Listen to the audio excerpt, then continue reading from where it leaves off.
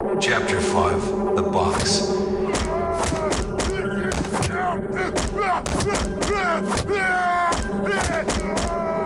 It's like being naked in a cement mixer filled with bricks. The beating they give me goes from all sides at once. I get beat so hard, I don't even know which way is up. Gravity is gone and I'm floating in a sea of agony. The beating stops, and they celebrate amongst themselves in my new decimated state as I struggle to breathe. Look at them. We really went the extra mile in this one. I hear in German.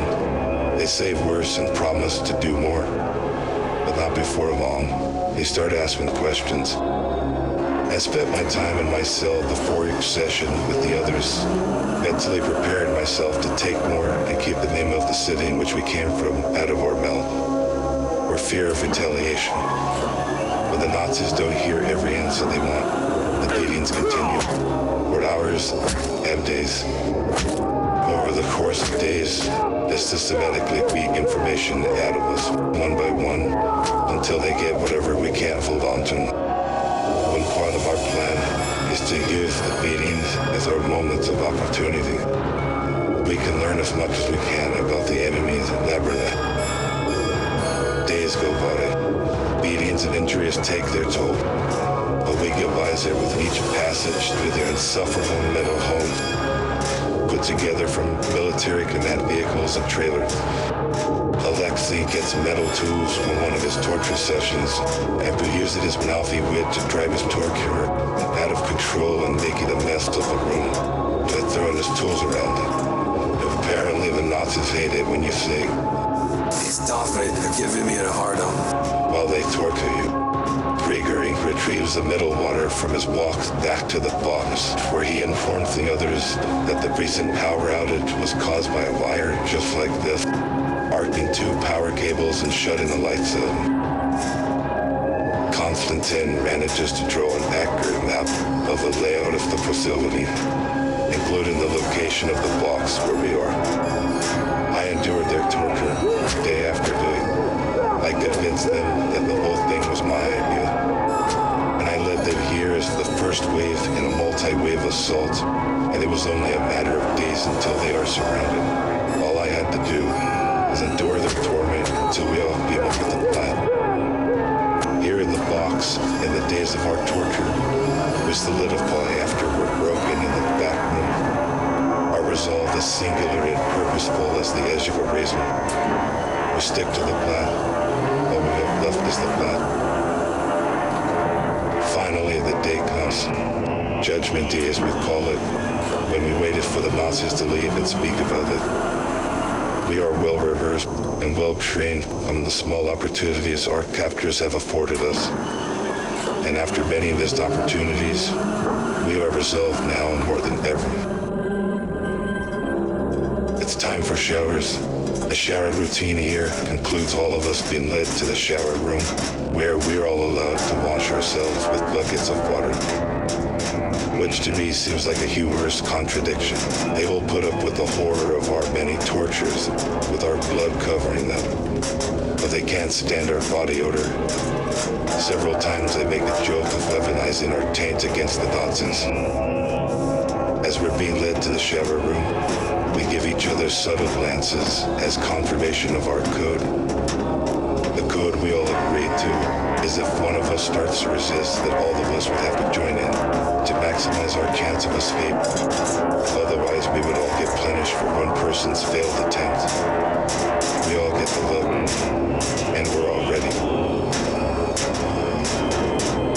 I give the signal to my men. A fine day for a shower, eh? Talk in Russian, dog. The guard says, while the other one shoves Gregory, who is in the back hiding his metal wire, which will be pivotal in our escape plan. We're almost to the showers, walking down the metal hallway made of the military trailers they set up.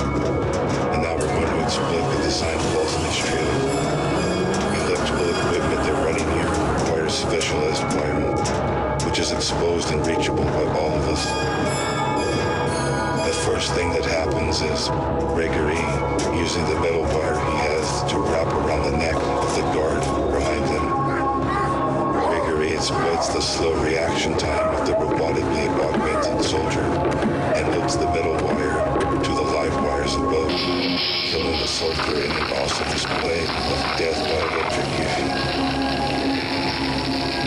Clancy stabs the other guard in his temple and drops him dead on the floor. Then we take the weapons and make our way down the hall, while I hear, Take your detail, Fredericks. They're loud. in German or behind us. We make our way down the halls amid the sounds of alarms, automatic doors closing adjacent to us, and yelling from Nazi scientists reporting on our activities. We have precious little time to escape. Now we can see our exit, the manually operated door, that we can open to get out of this godforsaken place. The only thing that stands in our way is the living dead soldiers that the Nazis have cleverly chained to the back of the door to keep people like us from escaping, with an ultraviolet light illuminating us as their targets. We can open the panel on the side. I've done it before. I say trying to take the safest route. No time. We got to kill these things. Gregory says. Then the rear door opens, and the head wolf soldier is revealed on the other side of the door. Wolfenstein easily thrashes through the undead soldiers and out of our own people as we run from the horrifying sight. The Wolfenstein catches up to us one by one and turns out our lights. After we're thrown into a wall, I see Gregory hurt the beast with an improvised weapon before he loses consciousness. With the last ounce of awareness that I have, I remind myself our lives are a small price to pay for a motherland. I was surprised to wake up at all, and in my infinite disparity, I was back in the box. Far worse for the wear now that my body is racked with pain. Even now it just hurts to breathe. I don't know if my ribs are broken, but if they're not, then these are the most ribs can hurt without being broken. I need to speak to my men to take my mind off the pain. Alexei wakes up next, first with a groan. Then he sits up against the wall and makes himself at home again, despite the pain he feels on his back. Still alive, huh? How unfortunate. I would have thought they'd eaten us by now. I turn Gregory over, and his eyes are wide open, and his throat is slashed. My first thought is that they left him here to remind us of the price of our escape, and as a warning of any future incursions. This place is built like a fucking prison. Alexei says to himself, Did someone say prison? A prison cell would be a luxury hotel compared to this. I say, joining his banter. Why don't they just kill us? Maybe they think we're too beautiful to die. They have a fate worse than death waiting for us here. Didn't you see all the other Russian experiments walking around? They're trying to perfect Stalin's research and make better, altered beast meds. We're just fodder to them. The door opens, and we're all hosed with freezing cold soapy water. Here's your shower, Russian scum. One soldier says, Y'all, I hope you enjoy the boss, too. Another one says, pointing the rest to chuckle to themselves.